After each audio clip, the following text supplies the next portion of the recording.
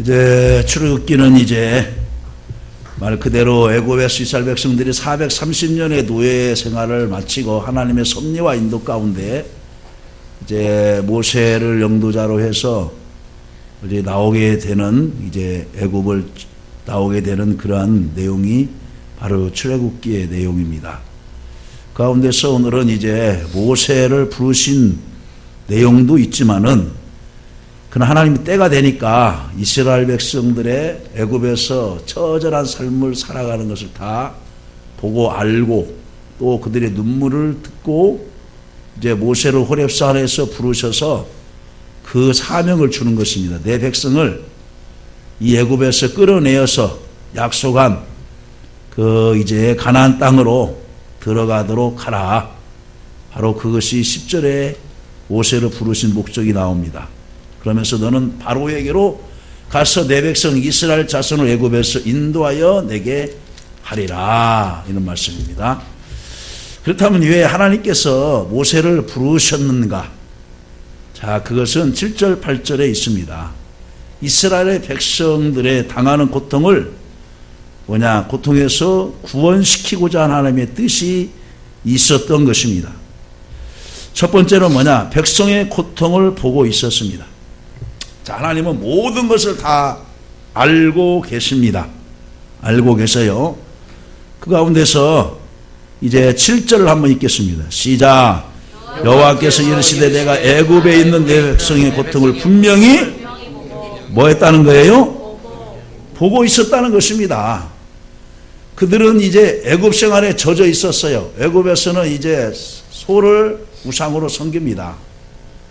또 이제 파라오라고 하는 그 바로를 이제 또 신으로 섬길 정도로 이제 그들은 오랫동안 400여 년 가까이 애굽의 풍습과 모든 것에 젖어 있었습니다.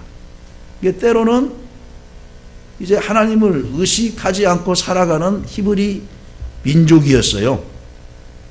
하나님께서 높고 높으신 하늘 보좌에 앉아 계시지만 영으로 무소무지하심으로 지상 만민의 모든 사람과 모든 만물을 다 보고 계십니다. 더구나 그의 택한 백성들인 선민 이스라엘 백성들이 애굽에서 고통당하는 것을 세밀하게 살피고 계셨습니다. 특히 애굽 왕권의 핍박이 가중하여 이제 1장 출애굽기 1장 2장에 보면은 이제 히브리 민족의 수가 더 많아지기 시작하는 거예요.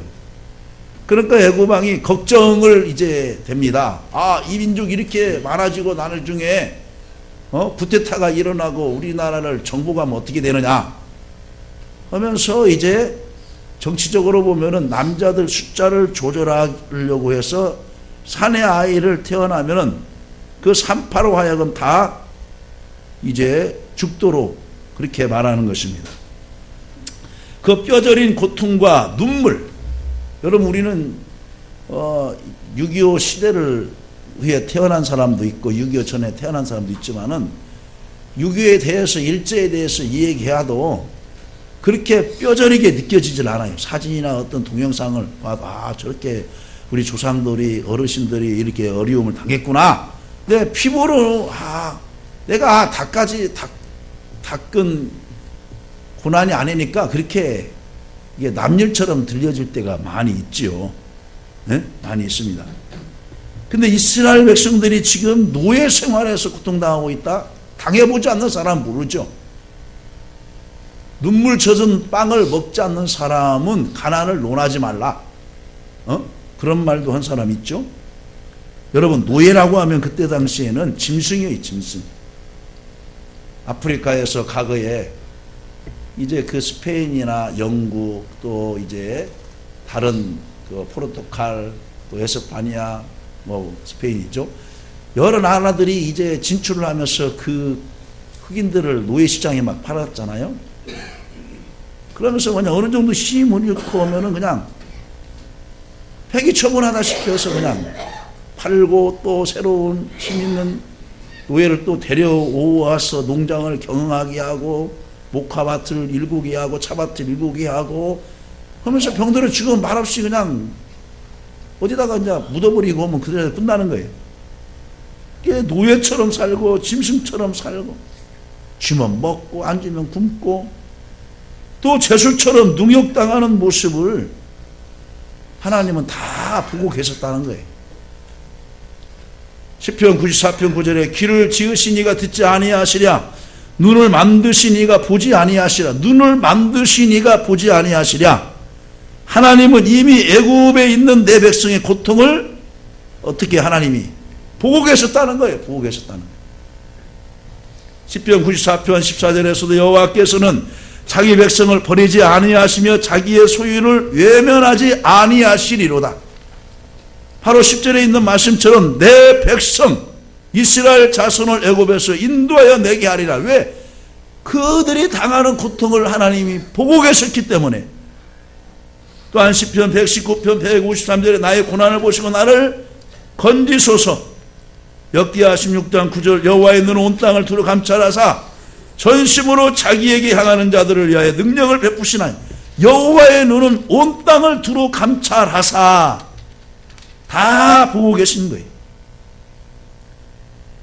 사무엘상 1장 10절에서 11절 말씀 보면 한나가 마음이 괴로워서 여호와께 기도하고 통곡하며 서원하여 하나님께 이릅니다. 만군의 여호와여 만일 주의 여종의 고통을 돌보시고 케어도 하지만은 직접 그 고통을 하나님이 보시고 나를 좀 치료해 주세요. 돌보시고 나를 기억하여 아들을 주시면 그의 평생에 그를 여호와께 드리겠나이다. 하나님은 한나가 자식이 없어 브린나에게 무시당하는 것을 보고 계셨던 거예요. 보고 계셨던 거예요. 하나님께서는 여러분들의 지금 형편과 사정을 다 보고 계신 줄로 믿으시기를 간절히 바랍니다. 아멘. 여러분들이 어떤 문제에 대해서 스트레스를 받든지 또 고통을 당하든지 하나님은 외면하지 아니하시고 다 보고 있는 것입니다. 보고 있는 거예요. 하나님은 이스라엘 백성들이 물론 죄를 져서 이제 바벨론의 포로로 끌려가서 그곳에서 노예 생활을 하면서 당하는 그 고통을 하나님이 어떻게 해요? 다 보고 계셨어요.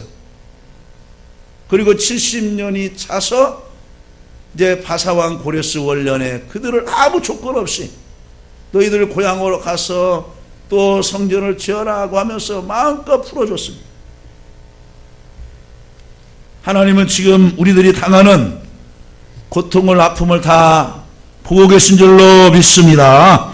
이 나라 이 민족의 당한 형편을 다 보고 계신 줄로 믿습니다. 그 다음에 두 번째로는 그들의 부르짖음을 듣고 계셨습니다. 그 다음에 내 백성의 고통을 분명히 보고 그들의 감독자로 말미암아 부르짖음을 들었더라. 들었더라. 또 출애굽기 2장 23절에 보면 여러 해 후에 애굽왕은 죽었고 이스라엘 자손은 고역으로 인하여 탄식하며 부르짖으니 그 고역으로 인하여 부르짖는 소리가 하나님께 상달한지라. 하나님 힘들어서 못 살겠어요. 볏집도 안 주고 벽돌을 오늘 몇 장을 찍어서 바치라네요. 힘들어 죽겠어요. 이제는 이곳이 우리나라 땅이 아니고 하나님께서 약속한 땅 가나안으로 우리를 보내주세요. 하나님 이곳에서 우리를 해방시켜 주세요 하고 부르짖는 히브리 민족의 그 고통 소리를 하나님이 들으셨어요. 부르짖는 소리가 하나님께 상달한지라. 하나님께서는 그 고통의 소리를 들으시고 아브라함과 이삭과 야곱에게 세운 언약을 기억하셔서 이스라엘 백성을 어떻게 해요? 건념하셨다. 건념하셨다. 돌보셨다. 하나님께서는 높고 높은 하늘나라에 계셔도 지구상에서 들려오는 백성들의 부르짖음을 다 듣고 계십니다. 한 맺힌 기도, 탄식의 기도, 하나님은 결단코 귀가 둔하여 듣지 못하심이 아니십니다. 하나님께서 밤낮 부르신 자들의 택하신 자들의 원한을 들어주시지 않겠느냐? 누가복음 18장 8절 말씀에 말하죠. 어떤 억울한 일을 당한 과부가 그 지역의 백부장에 가서, 재판관에 가서 내가 지금 억울한 일을 당하고 있습니다. 이 일 좀 해결해 주세요. 불의한 재판관이라고 그랬어요. 어느 때는 그 이제 가해자를 피해자로 둔가 해서 재판을 하고 더 많은 소득을 얻습니다. 돈 주는 쪽으로 기울어져서 소득을 많이 벌어들이는 불의한 재판관이.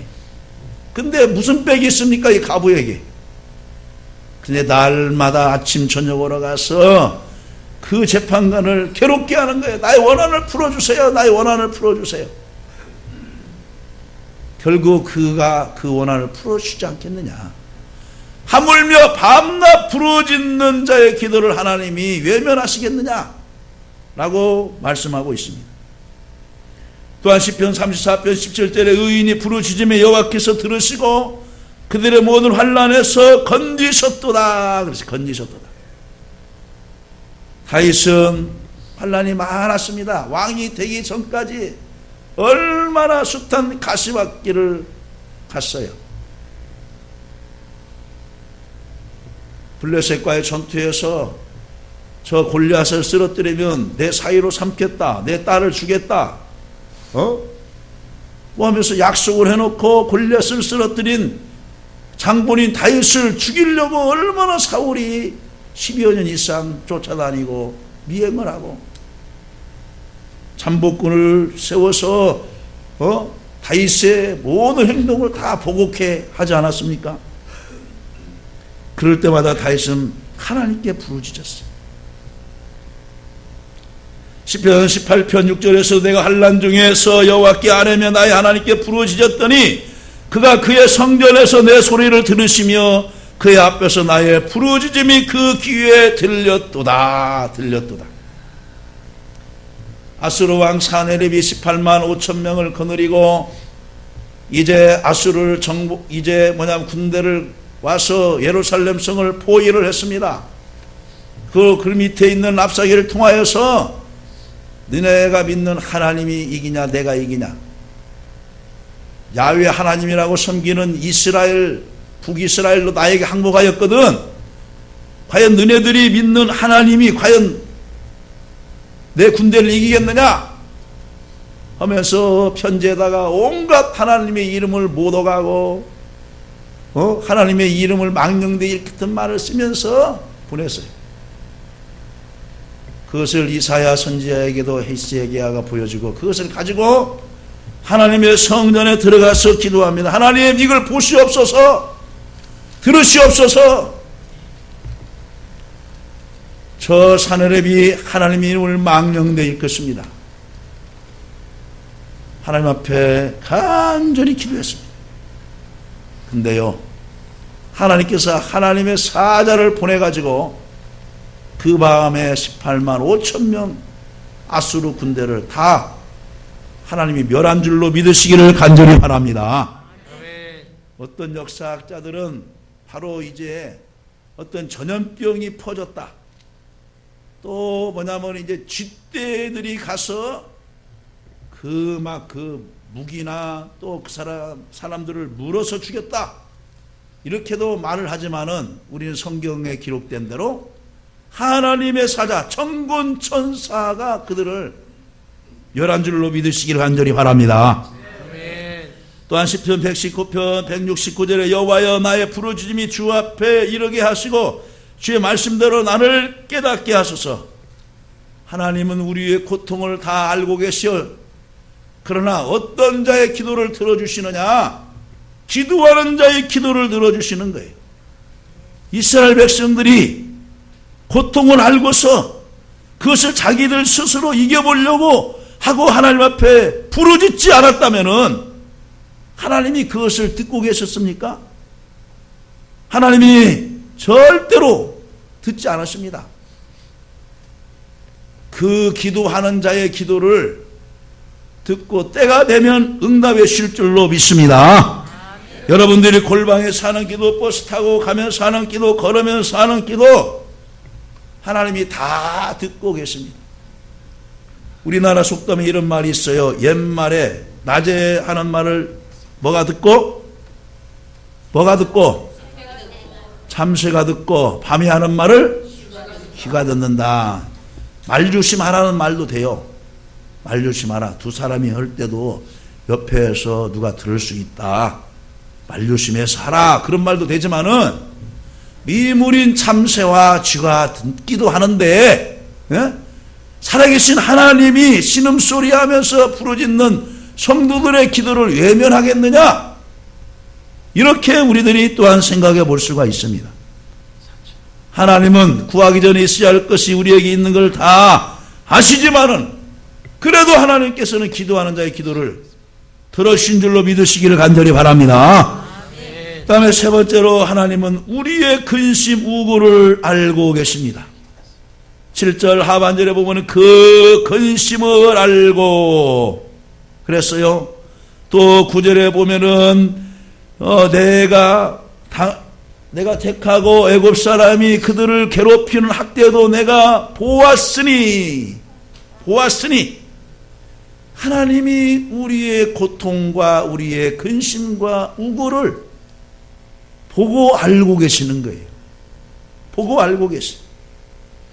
하나님은 이스라엘 백성들이 430년간의 애굽 생활에서 노예와 같이 취급당하고 날마다 고통당했을 때 언제나 이곳에서 해방될 수 있을까 하면서 근심과 고통하고 있는 히브리 민족의 모든 것을 다 알고 계시죠. 그래서 그들을 출애굽시키겠다고 하는 것입니다. 그 지옥 같은 노예 생활에서 하나님이 구원시켜 주시겠다고 하는 것입니다. 하나님께서는 북한 주민들이 인권을 무시당하고 핍박과 억압을 당하는 것을 알고 계십니다.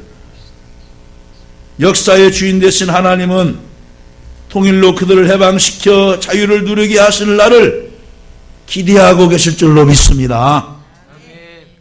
동독의 국민들이 공산 정권 하에서 못 먹고 헐벗고 고통당하는 것을 보시고 기억하시고 서독 성도들의 기도를 들으시고 통일을 이루도록 하셨어요.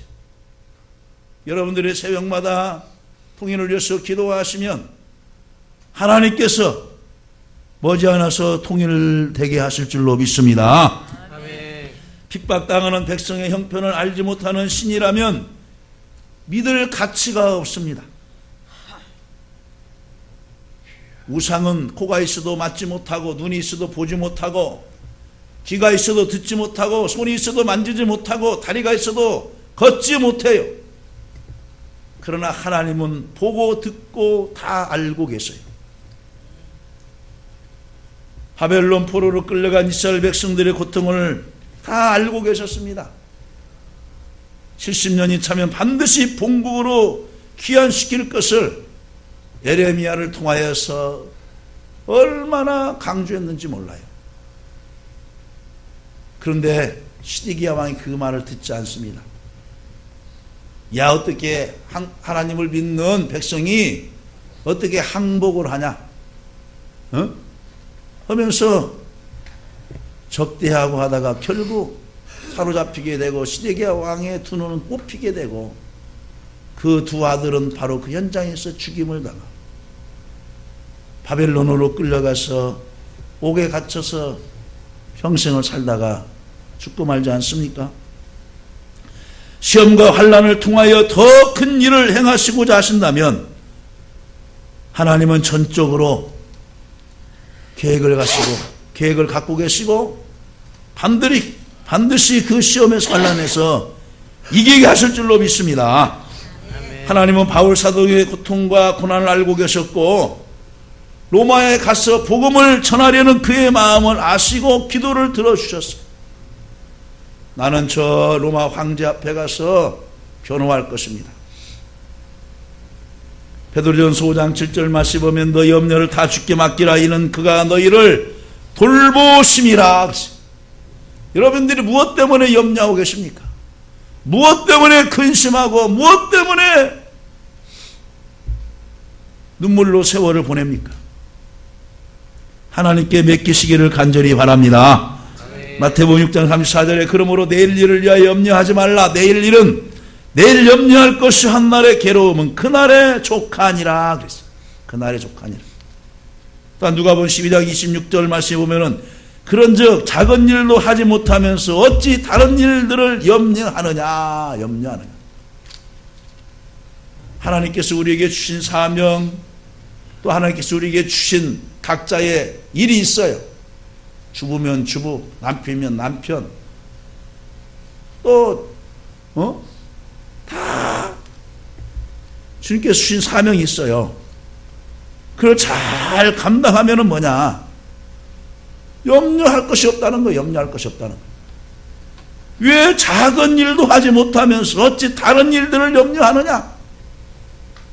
다른 일들을 염려하느냐?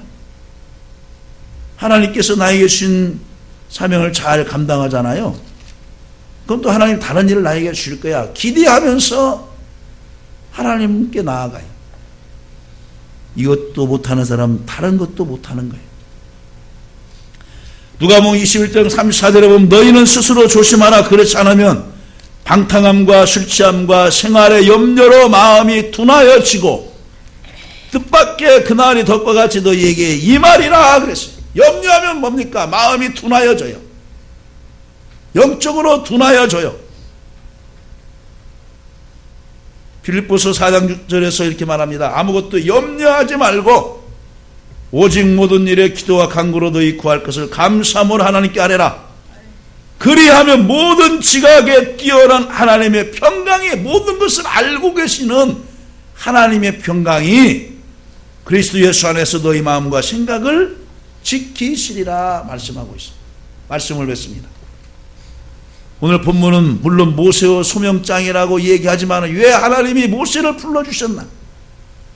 이스라엘 백성들의 고통을 보고 계셨고 듣고 계셨고 그 염려를 알았기에 그들을 애굽에서 구원시키고자 해서 모세를 소명해서 지도자로 세우는 과정입니다.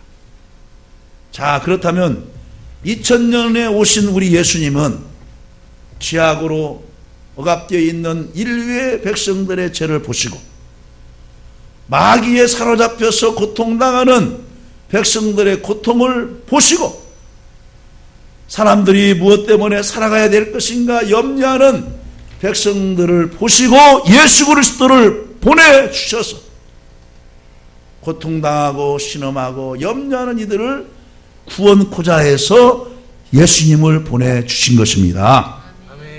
이스라엘의 민족의 고통을 보시고 부르짖음을 들으시고 그 의고를 알고 계신 하나님께서 예수님을 보내주셔서 우리를 구원해 주셨지만 아직도 여러분 고통은 끊이지 않습니다.